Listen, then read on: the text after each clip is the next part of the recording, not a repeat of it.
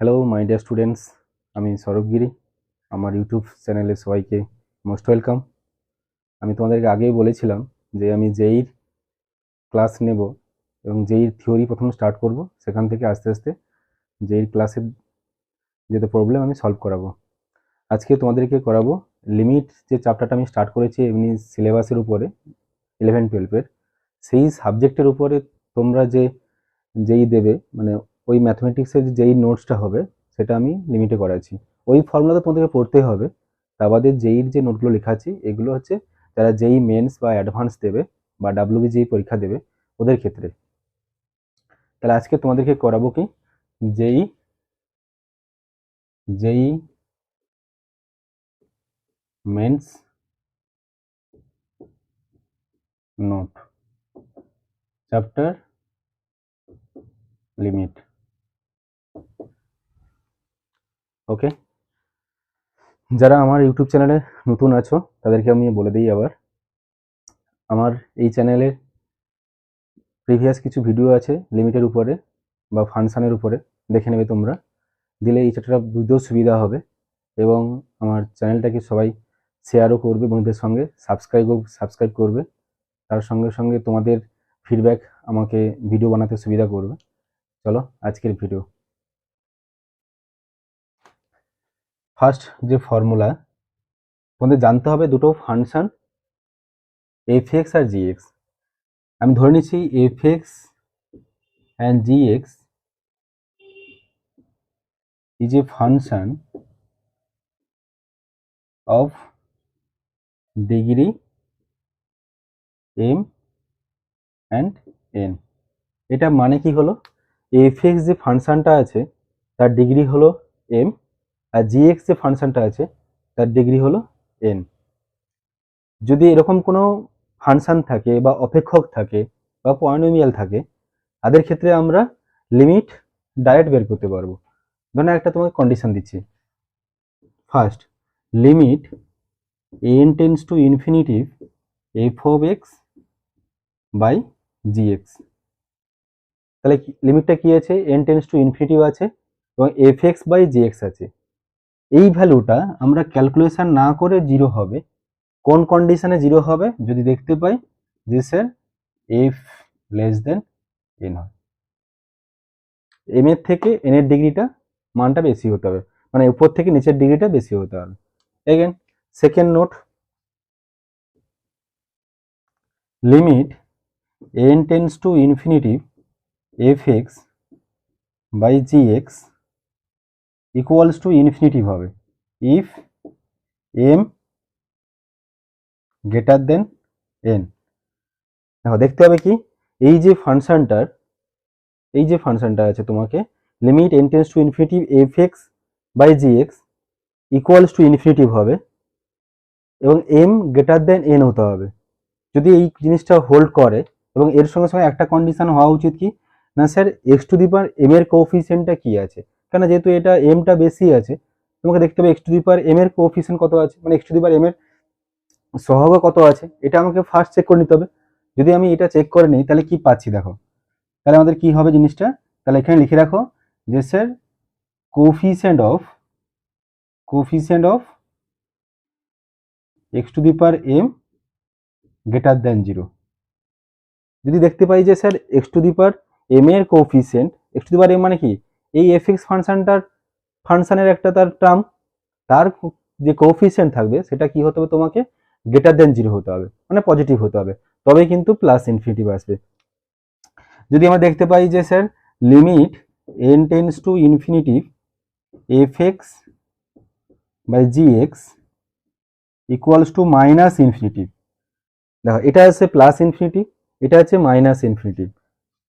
If M greater than N হবে, কিন্তু এই যে কোএফিসিয়েন্টটা যেটা আমার আছে কোএফিসিয়েন্টটা এটা কি হতে হবে x to the power m less than 0 হতে হবে, কেন নেগেটিভ আসবে, নেগেটিভ এলে তবেই কিন্তু আমরা বলতে পারবো এই ফাংশনটার ভ্যালু মাইনাস ইনফিনিটিভ হবে।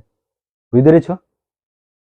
এবারে যদি m ইকুয়ালস টু n হয় কন্ডিশন আমাদের কাছে, তাহলে কি পাচ্ছি আমরা, 4 number condition, sir limit n tends to infinitive F x by G x তাহলে কন্ডিশনটা কি না স্যার, এম আর এন যদি এই জিনিস দুটো সমান হয়, যে এম আর এন যদি এই দুটো সমান হয়, তাহলে অ্যাকচুয়ালি কি আসবে তোমাকে এখানটায় লিখে দাও, coefficient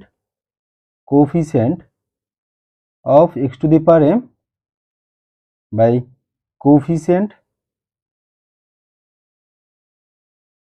of x to the power N. এটাই তোমার অ্যান্সার। এটা কোন কন্ডিশনে আসবে, যদি sir M equals to N হয়। মানে এটা যে আমি থিওরিটা লেখাচ্ছি, এটা তোমাদের ক্ষেত্রে কি হবে, যদি তোমরা শুধু থিওরিটা মনে রাখো, ক্যালকুলেশন করতে হবে না, কেন জেইতে বা জেই অ্যাডভান্সে তুমি ক্যালকুলেশন করার বেশি সময় পাবে না। তোমাদের ক্ষেত্রে এই থিওরি মনে রাখলে তুমি ডাইরেক্ট অ্যান্সার লিখতে পারবে। ঠিক আছে, আচ্ছা এইগুলো প্রত্যেকটা কিন্তু এক্স, এটাও এক্স, এটাও এক্স, এটাও এক্স, এটাও এক্স। তাহলে কি বোঝালো, যে এই তোমার ভ্যালুটা আসবে। তাহলে এটা হচ্ছে তোমার ফার্স্ট ফর্মুলা। ঠিক আছে, ওকে, সবাই নোট ডাউন করবে আমার সঙ্গে সঙ্গে এবং খাতাতে লিখে রাখবে, ভালো করে পড়বে, কেন যেই নেক্সট ইয়ার তোমাদের আছে সামনে, এই বছর তো অনেকের হয়ে গেছে, নেক্সট ইয়ারে যারা যেই দেবে তাদের জন্য আজ থেকে তোমরা প্রিপারেশন তৈরি করো, দিলে তোমাদের দেখবে সাকসেস হতে বাধ্য, মানে কেউ আটকাবে না তোমাদেরকে। চলো নেক্সট।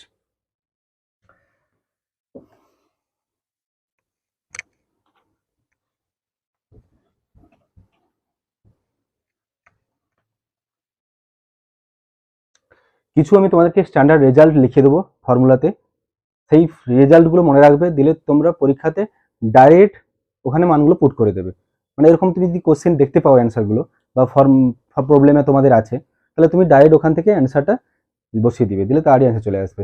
নেক্সট লিখো standard result. Okay, first limit x tends to 0 plus e to the power 1 by x. দেখো x এর মান যদি এখানটায় আমরা 0 প্লাস বসিয়ে দিই, তাহলে কি আসবে আমাদের ক্ষেত্রে, e to the power infinity. 0 plus মানে কি 1 বাই 0 প্লাস মানে পজিটিভ, তাহলে কি হবে e to the power infinity. Limit x tends to 0 minus e to the power 1 by x. দেখো 0 মাইনাস বসালে কি E to the power minus infinity, E to the power minus infinity মানে value কত আসবে তোমার 0। বুঝতে পেরেছো? যদি তোমাদের কোথাও প্রবলেম হয় বা কোনো জায়গাতে তোমাদের বুঝতে সমস্যা হয়, আমার কমেন্ট সেকশনে গিয়ে তোমরা মেসেজ করবে, তাহলে আমি সেটাকে নিয়ে আবার তোমাদের নেক্সট ক্লাসে ভিডিও করে আবার সেন্ড করবো, তোমরা বুঝতে পেরে যাবে, বা কমেন্ট সেকশনে বলবে, আমি তোমাদেরকে পার্সোনালি মেসেজ করে ওটা জিনিসটা বুঝিয়ে দেবো। ওকে, চলো limit again 2 limit x tends to 0 plus E to the power minus 1 by x. দেখো 0 প্লাস বসালে এটা কত আসবে, E to the power minus infinity, দিলে তার ভ্যালু কত আসবে 0। E to the power minus infinity মানে কি জিনিসটা বলতো, E to the power minus infinity মানে 1 by E to the power infinity. তাহলে 1 by E to the power infinity কত, 1 বাই ইনফিনিটি। 1 বাই একটা সামথিং খুব বিগ নাম্বার, খুব বড় নাম্বার, তাহলে তার কি হতে পারে অ্যান্সারটা, এটা 0 আসবে। তাহলে E to the power minus infinity হলে 0 হয়, আর ই টু দি পাওয়ার ইনফিনিটিভ হলে তোমার কি আসবে, ইনফিনিটিভ আসবে। বুঝতে পেরেছো? তাহলে এটা বলতে, এটাতে এই লজিক লাগিয়ে আমি প্রত্যেকটার ভ্যালু বের করছি। ওকে চলো, limit x tends to 0 plus E to the power minus x. তাহলে মাইনাস এক্স বসালে কত আসবে, এটা 0 মানে ই টু দি পাওয়ার মাইনাস মানে ই টু দি পাওয়ার ইনফিনিটি মানে কত হচ্ছে প্লাস ইনফিনিটি। বুঝতে পেরেছো সবাই? Next limit x tends to infinity x to the power n। দেখো এই যে ভ্যালুটা আছে, limit x tends to infinity x to the power n equals to 0 হবে, কোনো একটা কন্ডিশনকে ফলো করতে হবে। যদি কন্ডিশনটা কি আসবে তোমার, না লিখে দিয়ে দেখো, if mod x less than equals to 1। mod x less than equals to 1 মানে এটার মিনিংটা কি, মানে x এর মানটা -1 থেকে 1 এর মধ্যে হতে হবে। তো আমি লিখে দিচ্ছি, দেখে দাও না, ব্র্যাকেটের মধ্যে -1 less than x less than 1। যদি এর মধ্যে যদি x এর মানটা থাকে, তবে limit x tends to infinitive sorry n tends to infinitive, limit n tends to infinitive x to the power n, ভ্যালুটা আসবে তোমার 0।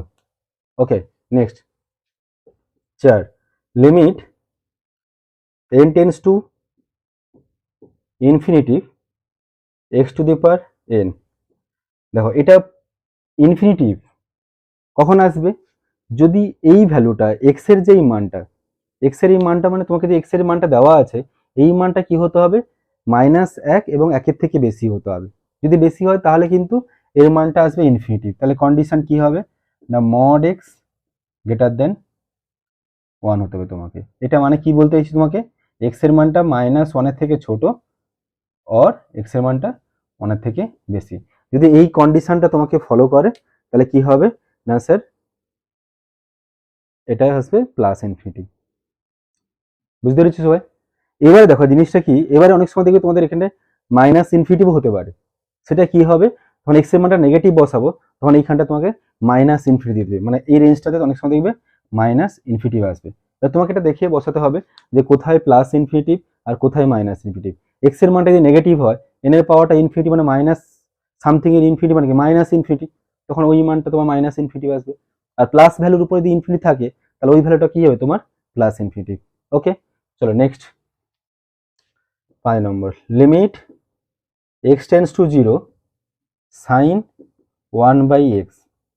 ওকে, limit x tends to 0 sin 1/x or limit x tends to 0 cos 1/x।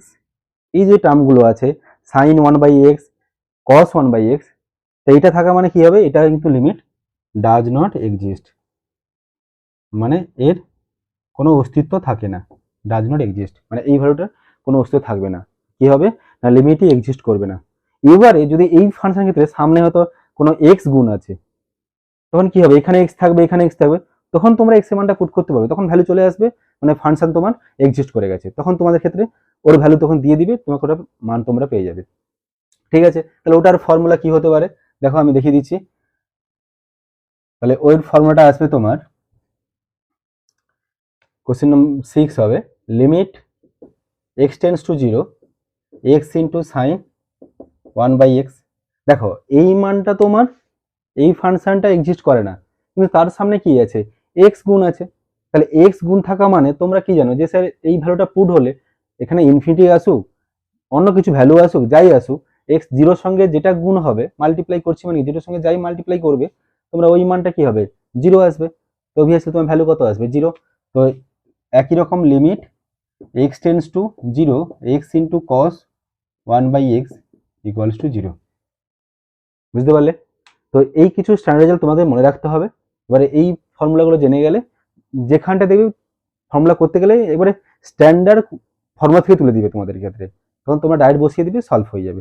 চলো next, লিমিটে কিছু theory আছে তোমাদের ক্ষেত্রে, যারা যেই মেন্স বা অ্যাডভান্স দেবে বা ডাব্লিউবি যেই জন্য প্রিপারেশন নিচ্ছ, ওই কিছু কিছু তোমাদের থিওরি শিখে নিতে হবে। ওই থিওরি শিখলে লিমিট যতই কঠিন কঠিন প্রবলেম দিক না কেন তোমরা সলভ করতে পারবে। চলো ফার্স্ট রুলস, আচ্ছা থার্ড, এল হসপিটাল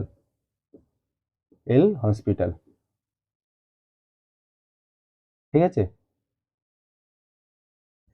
দেখো limit X tends to a F of x G x, তোমাকে মান বের করতে বলেছে যে লিমিটিং ভ্যালু কত আসবে, লিমিটের ভ্যালু কত আসবে।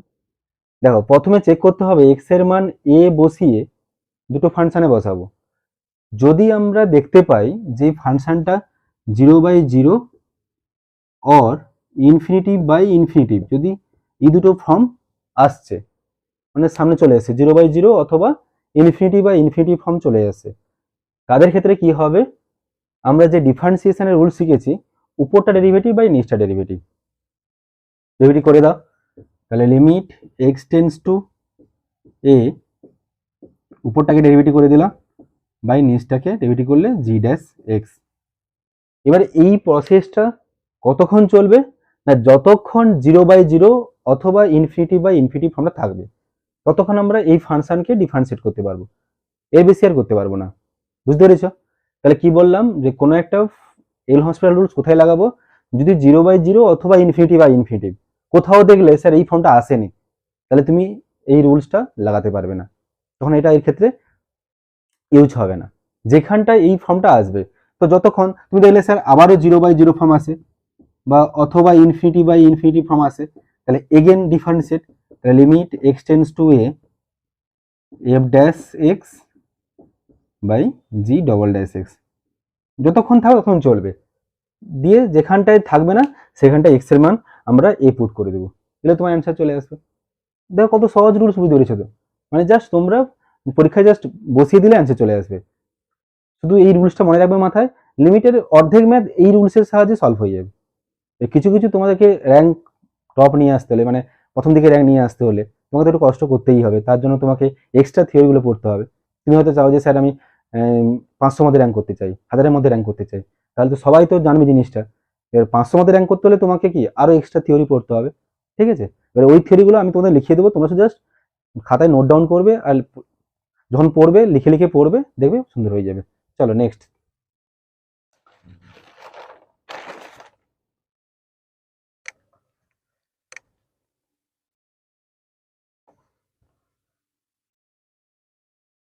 এই থিওরি যে লেখাচ্ছি এটা মানে খুব ভেরি ভেরি ইম্পর্টেন্ট, মানে তোমাদের ক্ষেত্রে দেখবে প্রচুর কাজে লাগবে, যে কোনো ম্যাথ করতে গিয়ে যদি তুমি এই থিওরি লাগিয়ে দাও দেখবে হয়ে যাবে। 4 useful result,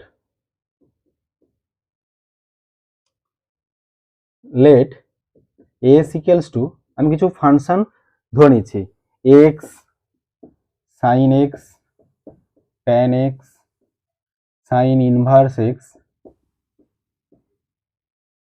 tan inverse x, এটা হতে পারে, বা sine hyperbolic inverse x tan hyperbolic inverse x.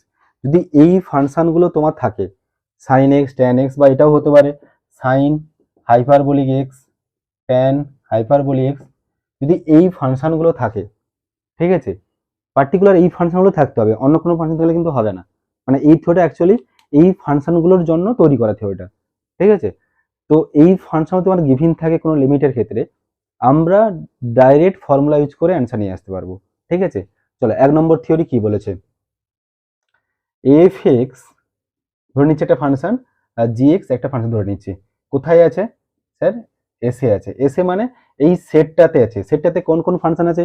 X sine x tan x sine inverse x tan inverse x sine hyperbolic inverse x tan hyperbolic inverse x sine hyperbolic x tan hyperbolic x.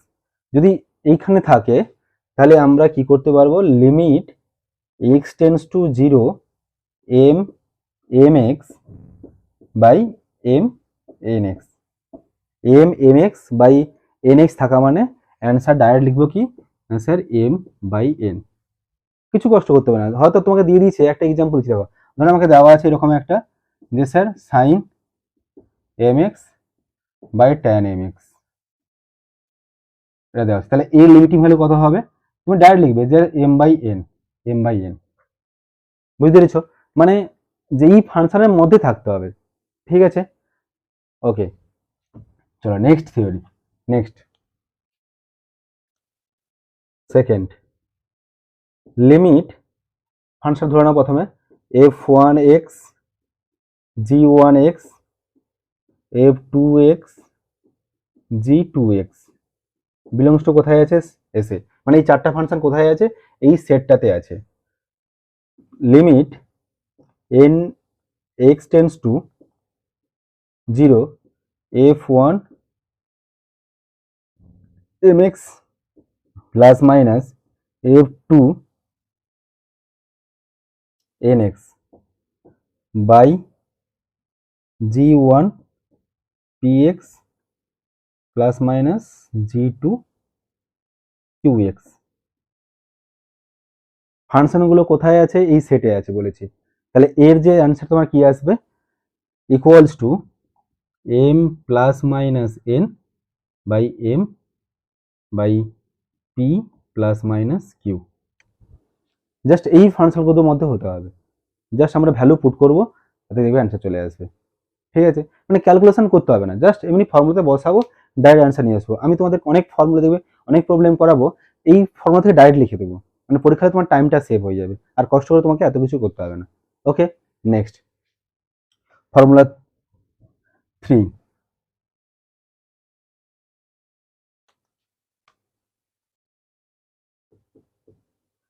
let f1x f2x g2x belongs to s, limit x tends to 0, f1 to the power m ax f2 n bx by g1 to the power p cx g2 to the q dx। ওকে, এর ক্ষেত্রে তোমার answer কত আসবে, a two the power m, এর পাওয়ারে কি m আছে, b এর পাওয়ারে কত আছে n আছে, b two the power n